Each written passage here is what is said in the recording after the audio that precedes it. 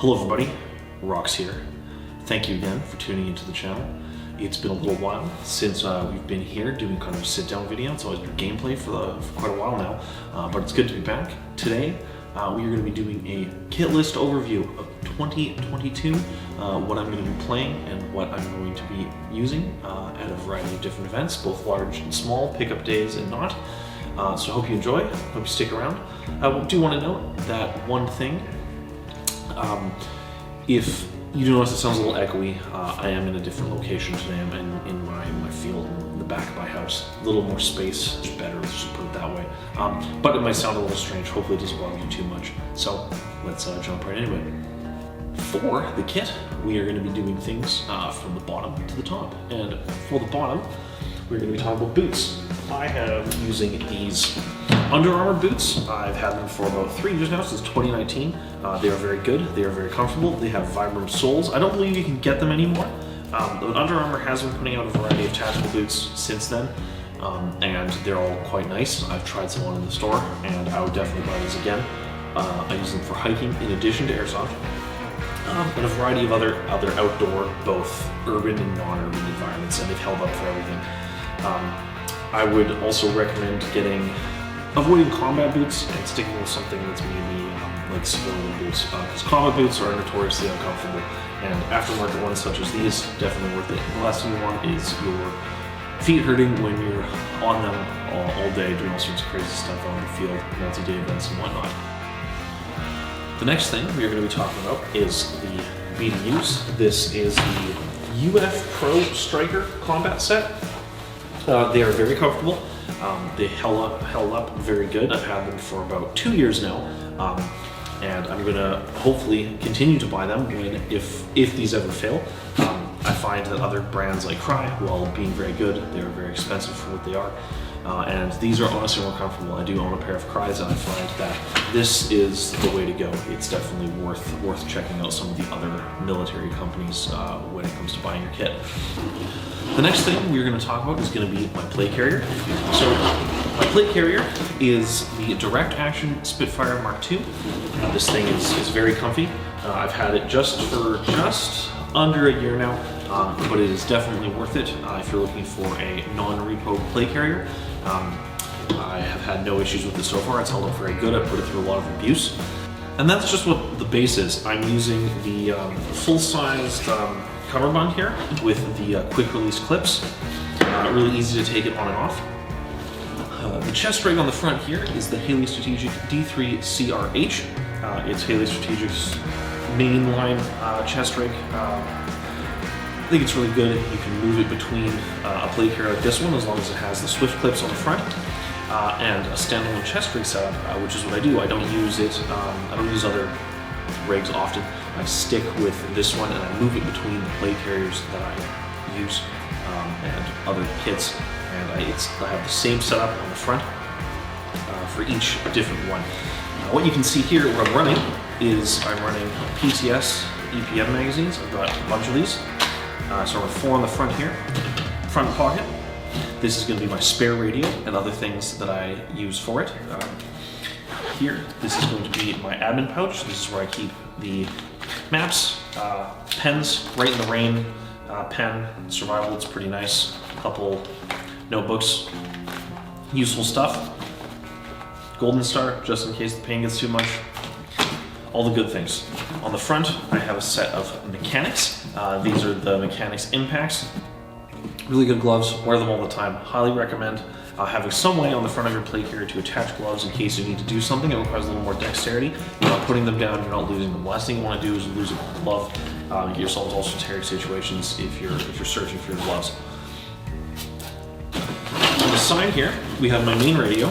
This radio sits underneath the cummerbund, out of the way, right up against my chest. This is a Baofeng. Both these radios are Baofengs.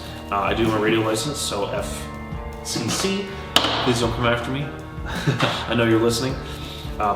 These Baofengs are good. I've got an extended antenna here, which is honestly a bit much. I don't use this often, but for larger events, it can be useful, especially when you don't know how good the service is going to be, how good the reception is up in the hills, whatnot, that sort of thing.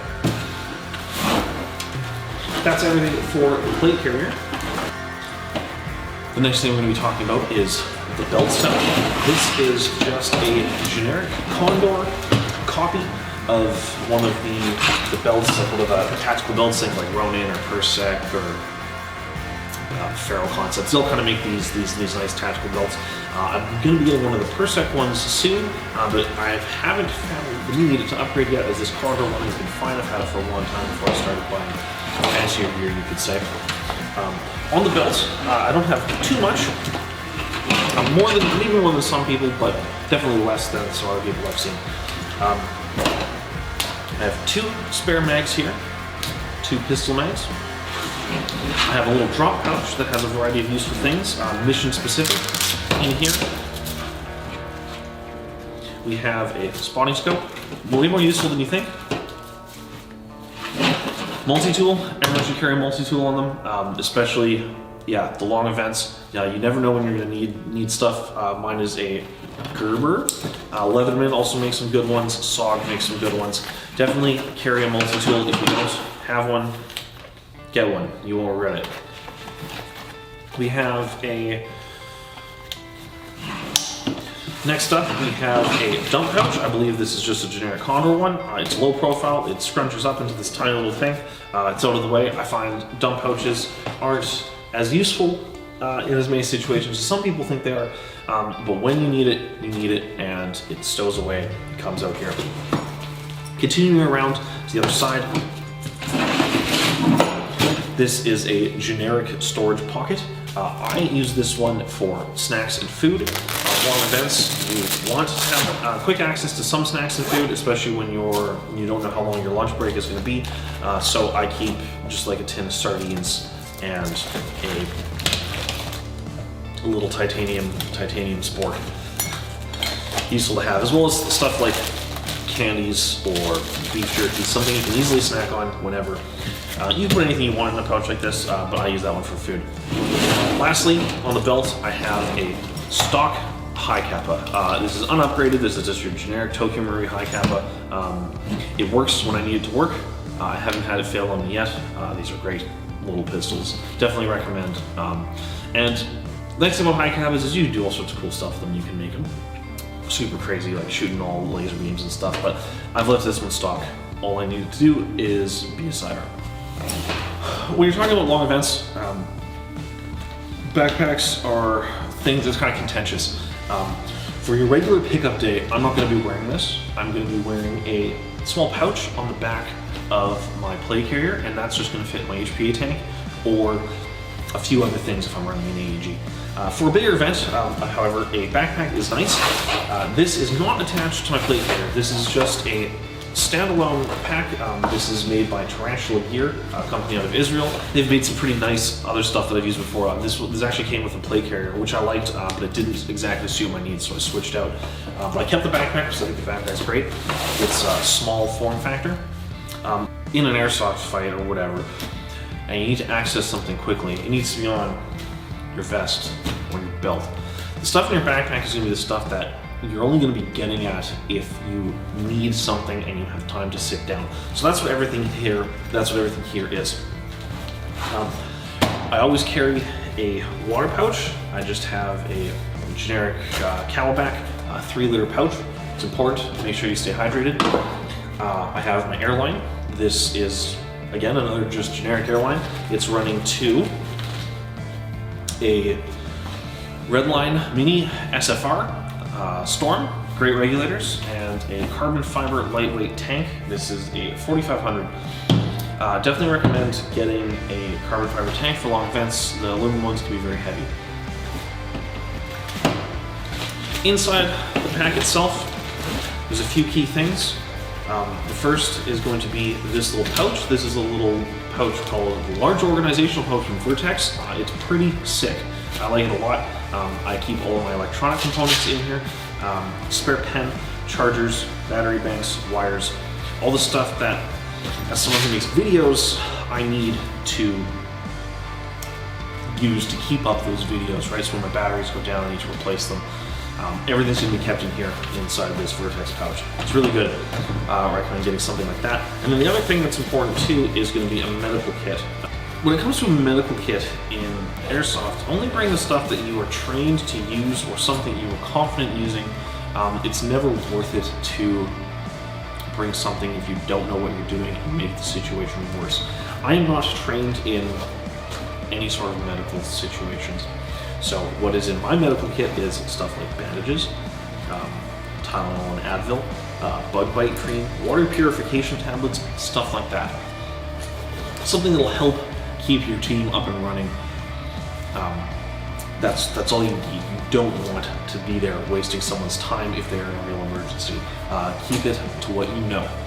The other thing I have in here is some tools, Allen keys, and not batteries for my GoPros, but batteries for stuff like flashlights, lasers, optics, night vision, all that stuff. Those batteries are kept in here, stuff that I'm not going to be accessing normally and shouldn't go down in a standard situation. But sometimes it does. On the bottom of the pack here, I have a rain poncho. A rain poncho is something that's very useful when you need it, but it's completely useless when you don't. Something like this, which is small and form-fitting, which is just going to sit on the bottom of my backpack in case it does rain. I do live in British Columbia where it rains a lot, so less of a situation of if it does, more like when it does. But it stays here out of the way, doesn't really get caught on stuff. But yeah, it's nice. It's a Canadian Army issue poncho from a long time ago. It fits over all of your gear, keeps everything low key. You can still access stuff, so big pouches on the side. Definitely worth it to have something like that if you think you're going to be in a wet environment. The other thing that's going to be going in the backpack is going to be food like lunch, like a full lunch, sandwiches, whatnot, something MREs, anything like that. That stays in the backpack if you can access it when you have time, not in the middle of a gunfight. Moving up to the next step, we are going with the helmet. This is a Team Wendy Exfil LTP. This is your bump helmet offered by Team Wendy. It is very comfortable. As someone with a big head, I found all the Airsoft Repros did not fit. So I had to go with something a little more pricey, and that was the Team Wendy. That has a helmet cover here. This was made by my friend Reese from Real Defense. Go check them out. They make awesome custom stuff for a variety of different platforms, such as Team Wendy and Faro. They also made this pouch on the back here. This pouch is going to be a battery pouch. It's going to hold batteries for my GoPros and stuff in place. I keep an external battery out here. Very useful. Last thing you want is your GoPro going down when you're in a cool fight and something like that. I also have two blinking red dead lights here. These are good for when you're hit at night and no one can see you, but then they cancel, they'll shoot you again. The headset here, these are sorted MilSim Pro communications headset. They block out sounds of banging, such as gunfire or grenades, whatnot. Makes it so that you don't lose your hearing if you're in a building and you're whipping bangers at people, and it's good. They have built-in communications. This is going to run down to my push-to-talk here, which runs to the bow fan. My camera is a GoPro Max 360. 360 cameras are very nice. I recommend that if you're making airsoft videos yourself, you take a look at 360 cameras, especially if you like to make them for YouTube and TikTok. The benefits are crazy. We're not going to go into details there, but it's definitely worth checking out. The final thing on the helmet is when night comes, this comes off, and the good stuff goes on. I am running a night vision set here.